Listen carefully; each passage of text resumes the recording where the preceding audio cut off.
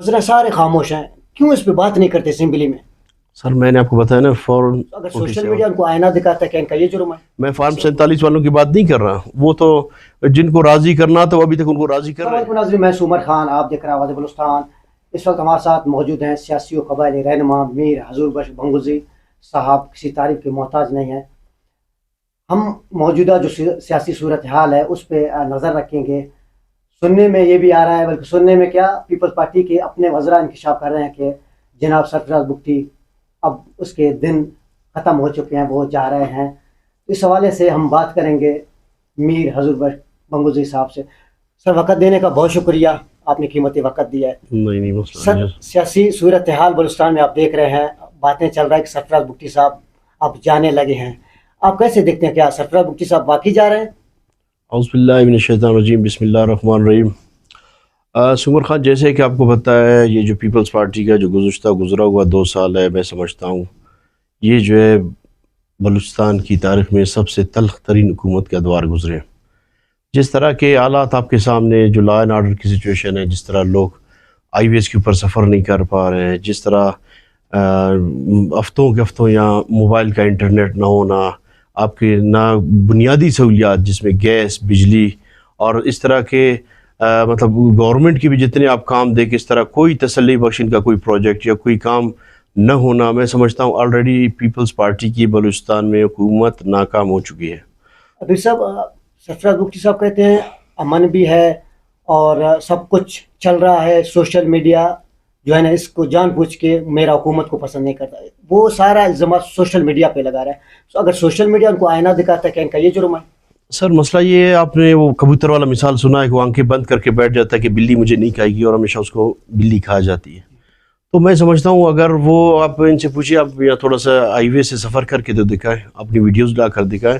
میں سمجھتا ہوں ریڈ زون میں اندر بیٹھ کر اور سی ایم کی اتنی ٹائٹ سیکیورٹی میں بیٹھ کر آپ بولتے حالات ٹھیک ہے، تو مجھے یہ بات ان کی نہ سمجھ آتی ہے، نہ یہ بات کوئی قبول کرنے کی ہے۔ تو سر، کچھ اس کے اپنے پیپلز پارٹی کے لوگ ہیں، کیوں اس سے ناراض ہو گئے، سرفراز بگٹی کو پسند نہیں کرتے، کیا وجوہات ہے؟ دیکھیے، جو حکومت کی بنیاد رکھی گئی ہے نا، جو فارم 47 والے حکومت ہے، جتنے بھی آپ دیکھ لیں ایسے سینسٹیو جگہوں سے، آج جہاں سب سے زیادہ آپ کی سریاب کے ایم پی ایز لے لیں، آپ کے سریاب کا ایم این اے لے لیں، تو میں نہیں سمجھتا ہوں کوئی 50 ووٹ لینے والے بندے بھی آ کر جب اسمبلی میں بیٹھے ہوئے ہیں، تو آپ مجھے بتائیں ان سے کچھ ڈیلیور نہیں ہو پا رہا، پھر ان کی حکومت سے ڈیلیور نہیں ہو پا رہا، اور ان کے اپنے وزراء اور اراکین، ظاہر ایک پولیٹیکل سیٹ اپ ہوتا ہے، لوگوں کے مسئلے مسائل ہوتے ہیں، وہ جا کر اپنے منسٹرز کے پاس چلے جاتے ہیں، جس طرح حالیہ دنوں میں آپ نے دیکھا کہ جس طرح غصے کا اظہار میر لیاقت لیڈی نے کیا، اسی طرح اور سارے منسٹرز تنگ ہیں، یعنی میر لیاقت تو فرنٹ پہ آیا اور انہوں نے بربلا میڈیا کے سامنے اظہار کیا، اس طرح سارے منسٹرز تنگ ہیں، کوئی بھی حکومت سے خوش نہیں ہے، لوگوں کے مسئلے ہیں، مسائل ہیں، وہ انہوں نے ووٹ دے کر، لوگ ووٹ دے کر آئے ہیں۔ اگر آپ میر لیاقت کے آپ اس میں بیک گراؤنڈ میں چلے جائیں بھی، میرے خیال میں 5واں 6واں اس کا الیکشن تھا، جا کر بڑی مشکل سے جیتا ہے، اور 5ویں 6 الیکشن جیتنے کے باوجود اگر وہ ڈیلیور نہیں کر پائے، لوگوں کو روزگار نہیں دے پائے، لوگوں کے مسئلے مسائل حل نہیں کر پائے، تو آپ بتائیں کہ لوگ اسے کہاں چھوڑیں گے؟ تو اسی طرح جو لوگ ووٹ لے کر آئے ہیں، میں فارم 47 والوں کی بات نہیں کر رہا، وہ تو جن کو راضی کرنا تو ابھی تک ان کو راضی کر رہے ہیں، اسپیشلی جو میر لیاقت لیڈی کا یا اس طرح کے اور جتنے بھی ہے جو لوگوں سے، عوام کے ووٹ سے آ کر اسمبلی میں بیٹھے ہوئے لائے کہ وہ عوام کے جواب دہ، عوام نے ان کو تنگ کیا ہوا، تو اپنے کاموں کے سلسلے میں جب سی ایم صاحب کے پاس جاتے ہیں تو سی ایم صاحب کی طرف سے کوئی رسپانس نہیں ہوتا، جس کی وجہ سے میں سمجھتا ہوں یہ حالات مزید جا کر خراب ہوں گے۔ میر صاحب، نیا وزیر اعلیٰ کون بنیں گے، کچھ بتائیں گے؟ سر دیکھیے، ابھی تو یہ چہل پہل شروع ہوئی ہے، یہ ابھی وہ ہمارے یہاں نہیں بولتا، یہ ابھی وہ جو ہے سب صادق سنجرانی کا ہم سن رہے ہیں، آپ کیسے دیکھتے ہیں؟ زیادہ چانسز ہونے کے، کیونکہ اس وقت ان کے علاوہ کوئی ایسا موضوع بندہ ہمیں سمجھ نہیں آ رہا کہ جو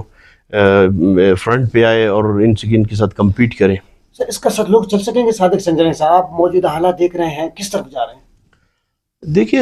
میں سمجھتا ہوں سب سے بیسٹ ایسے کوئی بھی ایسا نیوٹرل بندہ میدان پہ آئے، ایسا بندہ جسے حالات بہتری کی طرف چلے جائے، ان کی ایسی پالیسیز ہو جو عوام بھی آپ کے سامنے، عوام کے ایک تو انہوں نے اپنے، میں سمجھتا ہوں اس حکومت کی وجہ سے صوبے کے حالات خراب ہیں، جو جس طرح کی ان کی پالیسیاں ہیں، آپ دیکھیں ہمارے یہاں دیکھا ابھی سے نہیں، ہزاروں سالوں سے جو بارڈر تھریٹ چل رہا ہے، ہمارا روزگار کیا ہے یہی بارڈر سے، آج سے آپ 1000 سال پہلے چلے جائے بھی، آپ چاغی کے، آپ نوشکے کے، یہ سارے بارڈرز پہ بیٹھے، یورپ کا بارڈر ہے، تو ان سب کا ذریعہ انکم یہی رہا ہے، آپ بارڈرز انہوں نے بند کیے ہوئے ہیں، روزگار یہ نہیں دے پا رہے ہیں، اور اس طرح جوان جتنے بھی جوان ہیں، اب آج بھی ہمارے جتنے بھی ہمارے بچے جو بندوق اٹھا کر پہاڑوں میں بیٹھے ہوئے، ہمارے بچے دڑ دڑ پہاڑوں کی طرف جا رہے ہیں، تو اس کی میں سمجھتا ہوں سب سے بڑی وجہ جو ہے یہ نااہل حکومت اور اس کی نااہل پالیسیاں ہیں۔ اچھا، تو سر ہم دیکھ رہے ہیں بلوچستان کی آئے روز یہ مسئلے مسائل ہیں، ہم اجاگر بھی کرتے ہیں، اس پہ جو وزراء سارے خاموش ہیں، کیوں اس پہ بات نہیں کرتے اسمبلی میں؟ سر میں نے آپ کو بتایا نا فارن 47، تو اس کا حل کیا ہے سر؟ ان کو آپ کیا مشورہ دینا چاہیں گے جو اسمبلی میں بیٹھے ہیں؟ اسمبلی میں بیچارے بول نہیں سکتے نا سر، اس وقت جو جس طرح کا ماحول بنایا گیا ہے نا، آج کل لوگوں کو سیٹ ہونے میں گھنٹہ نہیں لگتا، وہ بیچارے بولیں گے گھنٹے میں، صبح سے کوئی کورٹ کا آرڈر آ جائے گا، بھائی آپ تو الیکشن ہار گئے ہو۔ سر وقت دینے کا بہت شکریہ۔ ہمارے ساتھ موجود تھے سیاسی و قبائلی رہنما میر حضور بخش بنگوزی صاحب۔ اس نے کہا کہ فارم 47 کی حکومت نے بلوچستان کی یہ حالات بنا دی ہیں۔ عمر خان کو دیجیے اجازت، اللہ نے